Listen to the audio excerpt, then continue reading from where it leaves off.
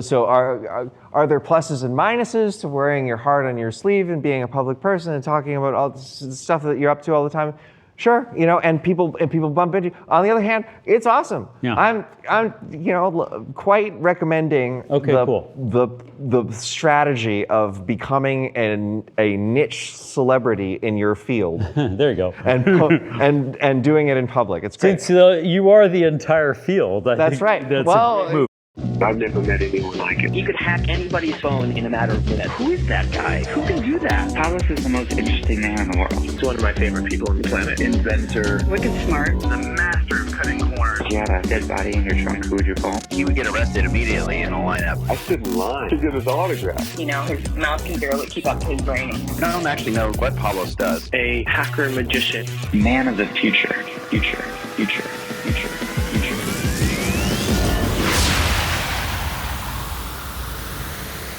So what do you think about, just to milk you for wisdom here,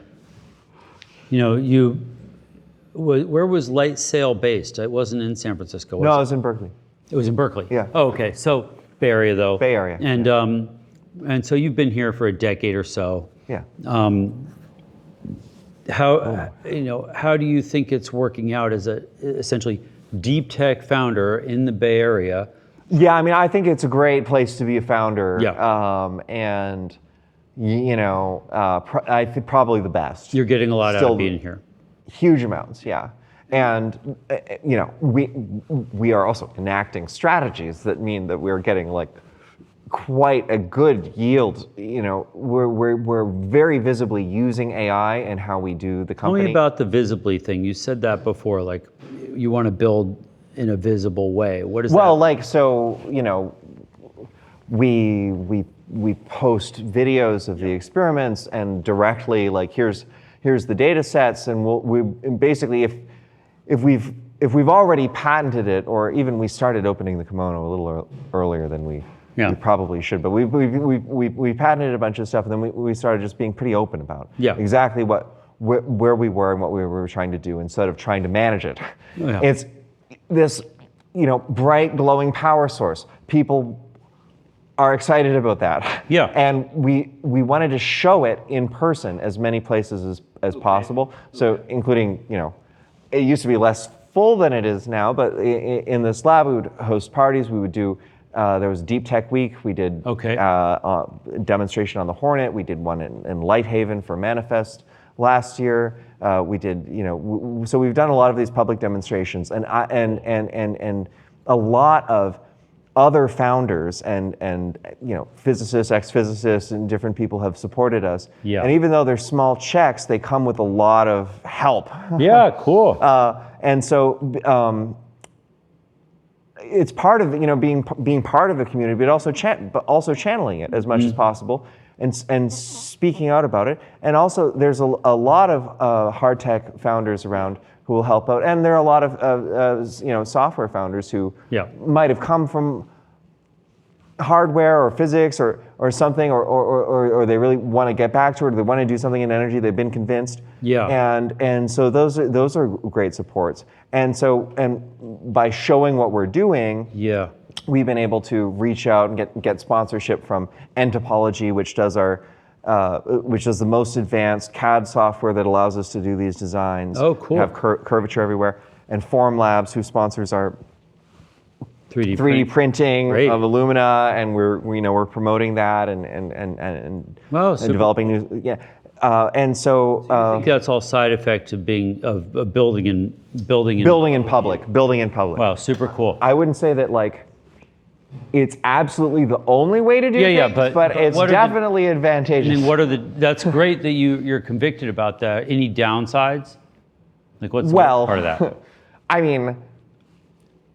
People know what we're up to. I suppose someone could try and copy, Okay, but what about? But it's kind of the difficulty level kind of filters out, do you feel pressure to keep reporting to the public or to post regularly or any of that? Or? Not in a negative way. Okay, good. It's just part of the flow.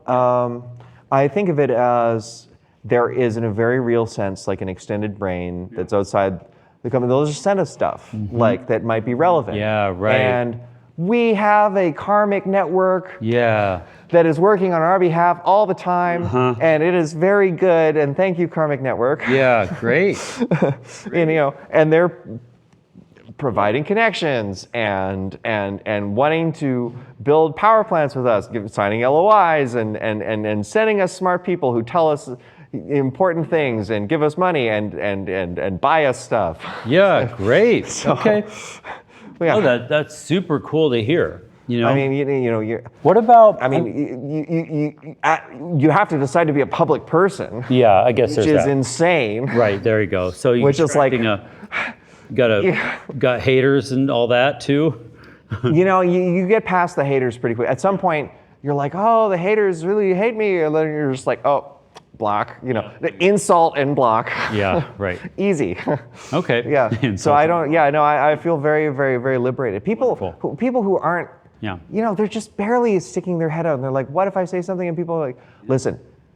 The chance is, firstly, nobody will care. Right. And you will have to make noise 100 times until someone will care. And you're like, finally, a hater. Yeah, right. Someone cares. Yeah, you might go back and forth a little bit and be like, hey, want to get coffee? Yeah. They're giving you energy, actually. Yeah. Okay. Actually. Okay. Great to hear. So most of the time, and I think that authentic engagement is the only thing that penetrates through when there's so much slop. There you go. So so are there pluses and minuses to wearing your heart on your sleeve and being a public person and talking about all the stuff that you're up to all the time? Sure, and people bump into you. On the other hand, it's awesome. Yeah. I'm quite recommending the strategy of becoming a niche celebrity in your field. There you go. and doing it in public. It's great. So you are the entire field. That's right. That's well, a great move. There are other people doing TPV, but nothing with atomic emitters. Okay. Well, and then I guess would you say that the normal concern maybe of starting companies in the Bay Area is that everybody's trying to poach all your people and you're constantly losing people. Well, but you don't have that problem in the same way? 'Cause it's a deep tech thing, or? No, I mean, I wouldn't say. I mean, it's probably a little different than being say an AI RL environment company right now. It probably is extremely perilous. Sure. Because you could get absorbed by the frontier labs or your competitors. And definitely people are kind of working in deep tech for different reasons. Yeah. And they understand that there is a lot that's associated and sacrifice in doing that, and that just hasn't been supported as much as possible. However, well, I like to think that, and again, Founders Fund, they talk about this. Basically, if you're a company, you should have a theory of talent about why you will be best in the world at a particular kind of talent. Doesn't have to be everybody, right? But maybe people who have, specific conviction around glowing optical physics to do really wild, physics energy stuff. There are only so many options, and and you have to make something that's. It really seems like it can work. Yeah. And make progress towards it visibly, and then you hold on to your people. 100% is my basic experience. I mean, basically, yeah, and you try to make it good for them. You make it the best in the best that they can imagine, or the best you can imagine. Yeah. For them to do a certain kind of work and learn a certain kind of, and be around amazing people. Yeah. And they're not going to want to go away, leave. Whereas, unfortunately, some other folks. I mean, maybe they've treated other folks better, but some folks really, burn people out. Yeah. Even. And then they run out of good people. I don't like that. I sort of think, I in my sort of weird career, I sort of defected from working on computers Yeah. to working on deep tech early. Yeah. And, 25 years ago. Yeah. So I think a lot of other nerds would want to build Oh yeah. spaceships and robots. Yeah. They don't know how to get started. It's just right? that the jobs forever were in making these ad networks and stuff. Yeah. And now what I think is exciting about deep tech is all those people would want to do these cool things if those opportunities existed for them. And I think the truth is it's going to be software nerds who build everything. We have to get them to defect. Yeah. They're the only ones who know how to build shit, have an idea, build it, ship it, scale it, sell it in one lifetime. And that's not true for people in other industries. And in the energy industry, everybody started Yeah. I mean, in an industry that had been around when they were born. So I think there's... I definitely think that the rate of innovation. Yeah. If you just think of the orders of magnitude of how much faster it is to innovate, even in hardware. Oh, it's hard. You go to jail, CPCB, get boards. You can 3D print and sinter alumina. You can get your AI to go through all the vendor networks and find exactly what you want. You can dig through like the amount of surface area that someone who is empowered, who knows how to design software systems and has AI right now, is empowered, and then in a unique way in the world when they go and innovate in the physical world. Yeah, that's right. You're like superheroes. Exactly. Relative to what you would have had to do. Previously, you would have had to be blessed with the kind of venture capital that I previously was blessed with. Yeah. And then learn to manage these people to understand what, and it would take all this time. Yeah, and it would take all this time. You and then finally hire the person, and then you indoctrinate. Tell them to go chase down what vendors can do the yeah. And now, in addition to you can do so many more over so many things, and to a pretty good level, which is you don't have to be best in the world with everything. You have to be best in the world with some things, and pretty good with like a whole bunch of other things, right? Yeah. And like, because of AI and because of the ability of small teams, which work a lot better than big teams. Yeah, right. To get their hands around, even though there's a multiplicative effect on a single person, there's an even bigger compounding multiplicative effect on small teams. And so, there's so much surface area that can be rewritten because the only things that could really innovate in these much more capital-intensive areas were in very particular times in development of that industry, or if you had a massive business. And so now there's much more is up for grabs. There's much more of the universe is up for grabs. It is much more dynamic. It's extremely exciting. Yeah. Perfect. Well said. Well, cool. So what are the other? I guess it feels like there's probably like. Other things we could pick apart that might be completely orthogonal. So like, what do VCs need to know that they don't know? Yeah, sure, let's do that. Yeah. Well, I'm going to ask you first. Okay. I think VCs, VCs today are largely derivative of kind of the SaaS era. Yeah. That was a huge economic boon. It attracted a lot of people to VC. We systematized the playbooks for, like Y Combinator systematized everything about startups. VCs basically got systematized around their economics and for product market fit, minimum viable. Yeah, product. and they can do all these spreadsheets with customer acquisition costs. There you go. Yeah. They CAC to LTV ratio. They got all that stuff worked out, and it's great for SaaS. But so I think that what they need to know is what's different for deep tech. Yeah. And by extension, what's different for anything where there's actual tech. So, because they haven't been doing actual tech, they've just been doing software. And when you do software, one of the big issues, so I have a bunch of things, but I'll just stick with one. The biggest one is like, you have milestones like product market fit. And the reason for that is you're taking market risk.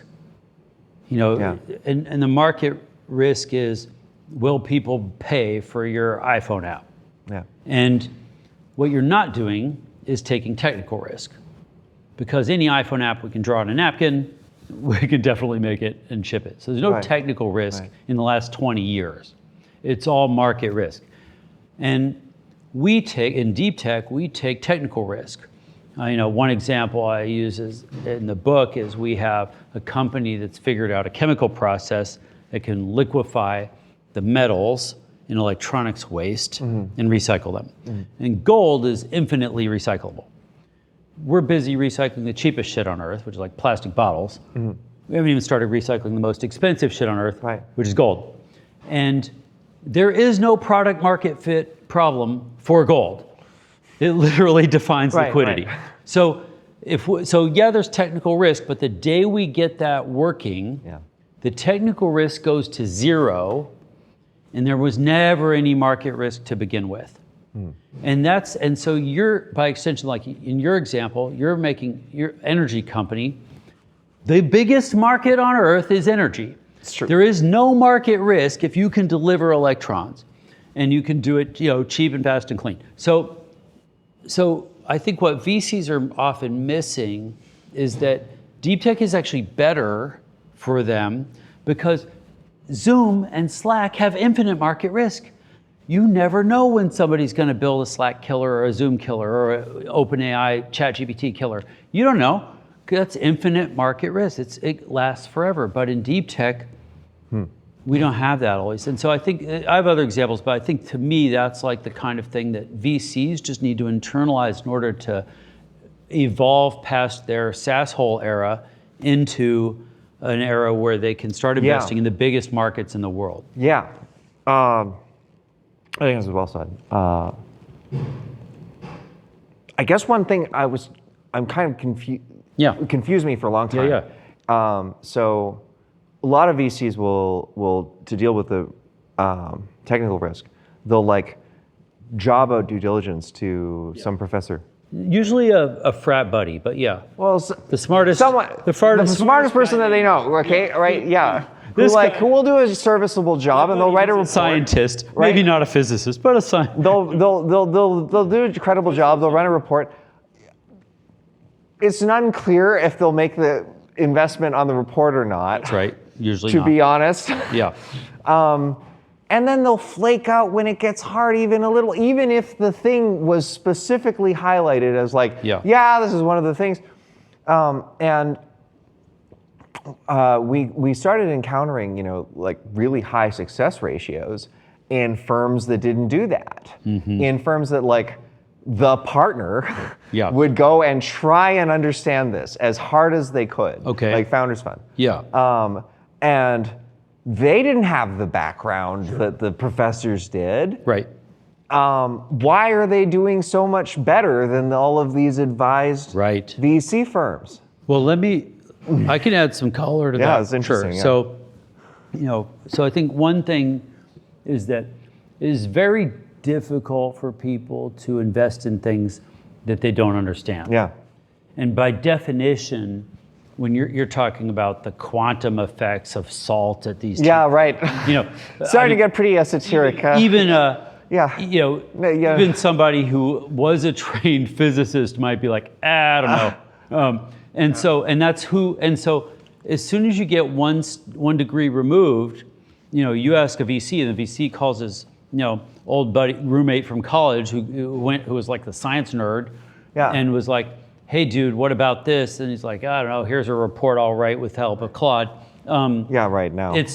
It's like, okay, we did the diligence. We didn't find any glaring holes. That's why it's called diligence. That's what they're intending. But that's not going to translate into really. It doesn't translate into conviction. Conviction. That's right. Which ends up being fatal. Yes. In all cases. Well, right. So I think this is a very important point. So a couple things. One,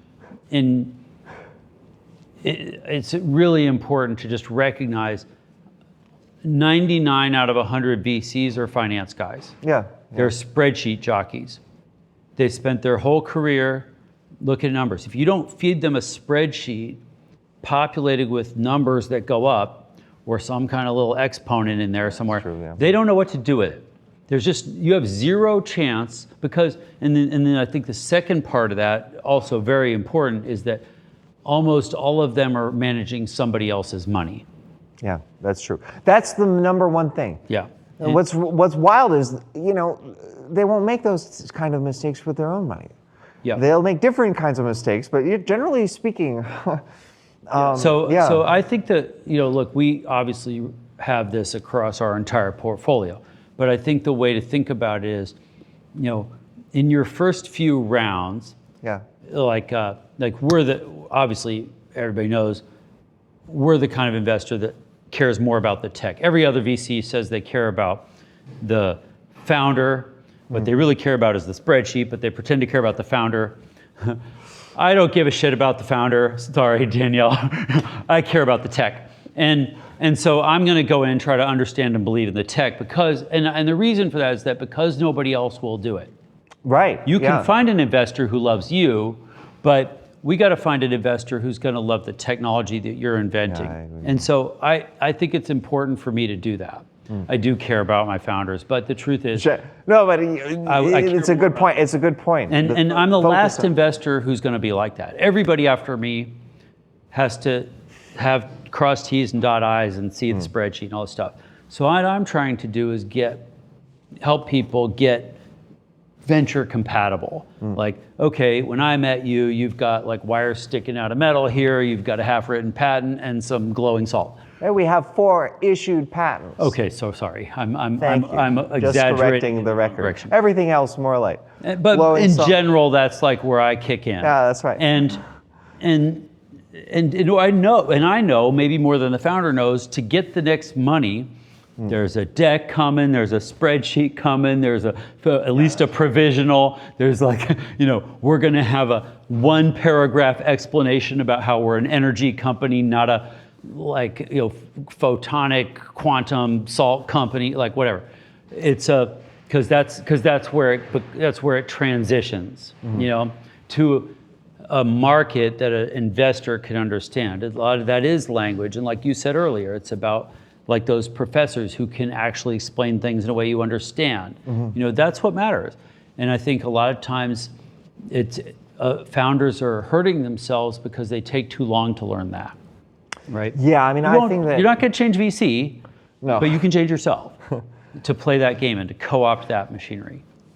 it's important for everybody to really master empathy, to figure out a way to put yourself in the mindset and perspective of the other person, Of the investor. of the investor. Yeah. That's what I fucked up when I was a founder. Yeah. I didn't understand the business of the investors. Yeah, they have to do all these things. Yeah. They have to make it make sense to their partners, the LPs, the thesis that they said. Yeah. That's what they're thinking about. First, they're thinking, Yeah. crap, I like the company. Yeah, right. Then they're thinking, how do I explain this? It's actually true. And then you need to arm them with how to explain this. That's actually true. Like my favorite thing is an email where I get one line in and I'm like, Claude wrote this. Oh, and it's SaaS, fucking deep. Easy. Yeah, I'm like, done. My day is saved. I don't have to. Right, yeah. After that, it's like an email where it's like, oh, that sounds kind of cool. Oh shit, that's interesting. Oh damn it, I'm gonna have to waste a lot of time on this. And then I, talk to the founder, dig in, all this kind of stuff. I'm lucky because I can invest in things that I think are really cool. But man, imagine if I was at one of these big funds. Yeah. And now I got to go convince a whole investment committee that it's cool. It's the wild thing. That would suck. Yeah. I think all the funds that are doing well have to come up with some kind of rule of like, you can just do it. Right. You don't have to convince everybody, like in certain circumstances, like once in one. Yeah. Proven, actually. Yeah. The ones that have a single decision maker on the deals make better investments than the ones that have a committee of any kind. And I don't work in those funds, so I don't know the ins and outs of how they operate. But there's a job to do for the founder of trying to understand the predicament of whoever they're raising money from. That's right. Yeah. Whatever that is, that if it's a principal, meaning an actual person who's rich and giving you their own money, investing their own money, that's a completely different situation. Yeah, right. That's a completely different situation. That's my favorite, but That that's actually the ideal. Yeah. And we've lived on that.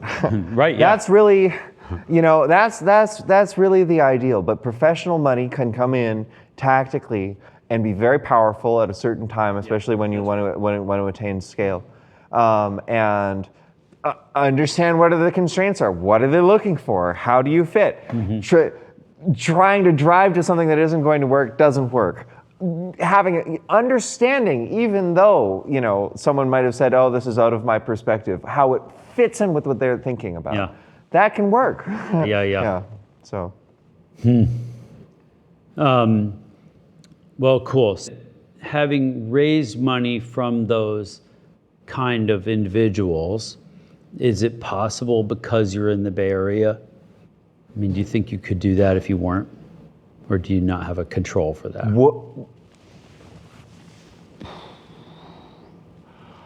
It would be really hard to replicate the amount of serendipity that I tap into all the time. I'm practically drowning in it. Yeah. Okay? Like, I get it. I can kind of think the playa will provide. I can kind of think, Yeah. I'm tired, but maybe I'll just go out, and then, people are investing in my company, and I'm having doors open that are really getting me to the next level in something really important. Super cool. And I think that is not absolutely unique to the Bay Area. If you're in the top, the world-class thing of whatever you're doing, Yeah. which, El Segundo is really Sure. taking off in deep tech. Although it's not just El Segundo, it's entire LA area. It was massive. Obviously, tons of people live there, massive area. In optics, there was like little center in Florida, Right. around like Disney Imagineering and NASA, and it's like New York City. Obviously, there's huge, and it's a solid number 2 in a whole bunch of things. It's not number 1 in, and then it's like number 1 in fintech, and it's like, so, and AI. There's significant competition still, although it's difficult. Like in London, and probably there will be much more in China. Yep. Coming soon. But you really want to be in the world-class domain. You don't want to be thinking in provincial ways at all. That is so well put. And we struggle with that all the time because, there's no deep tech center of gravity. Like No. they're all over the world. Yeah. But the truth is, what I find is most of these founders, if they aren't in Silicon Valley or haven't previously worked in Silicon Valley, they're just miscalibrated on what a startup is. Yeah, so I think it might be possible, if you have already experienced a totally world-class environment, and this is true in previous eras too, like scientists and artists and philosophers who were in Paris, in the 20s or in the 18, whatever it was. Lincoln, Nebraska, same time. Yeah. No. And just happened to be, it's actually, or Hungary, being taught in Hungary, by George Polanyi in math competitions. There's just this incredible thing. And then after that, they can go off and do all kinds of things. So post Manhattan Project, post whatever. But yes, people are totally miscalibrated from all of the standard institutions. They have, by 2 or more orders of magnitude, the wrong idea of where they should be setting their ambitions. Yes, I totally agree, and we see it every day. I mean, I feel like my favorite thing actually is a founder, not who's moving to Silicon Valley, but moving from Silicon Valley. Yeah. Because I think this they might have a good reason to build a lot of things. Oh, it's expensive, and there's significant competition, and so on. You're really planning on a high metabolism type existence. But you could take if you take the sensibilities and the community from here. That's right. Yeah. And so and there are particularly cracked cultures that come out of things that are not this. Yeah. You know, you're seeing a lot out of SpaceX. You see this sort of like Huawei. You see this sort of like, you know, Israel. Like you see this sort of like particular like groups of people who have, you know, competed in something at some very high level. There you go. And basically, what you're looking for is people who have lost patience for excuses